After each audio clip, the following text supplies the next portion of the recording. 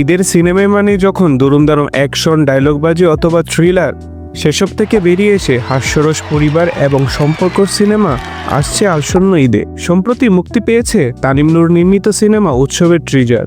Action আর ডায়লগবাজি অথবা থ্রিলারকে পাশ কাটিয়ে নজরে কেড়েছে জাহিদ হাসান, চঞ্চল চৌধুরী, জয়া আহসান এবং অপু করিমের মজার মজার সংলাপ। উৎসবের আমেজটা বেশ ভালোই পাওয়া গেল ঈদের সিনেমা উৎসবের ট্রিজারে।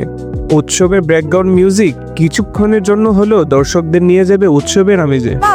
উৎসব সিনেমায় অভিনয় করছেন একঝাঁক অভিনেতা এবং অভিনেত্রী। তার মধ্যে রয়েছে জাহিদ হাসান, জয়া আহসান, অপি করিম, চঞ্চল চৌধুরী, আফসানা মিম, তারিক আনাম খান, আজাদ আবুল কালাম, ইফতেখার দিনার, সুনেরা বিনতে কামাল, সৌম্যজ্যোতি এবং সাদিয়া আইমান। ট্রিজারে চরিত্রগুলোর লুক এবং তাদের কিছু দৃশ্য দর্শকদের সামনে হাজির করা হলো।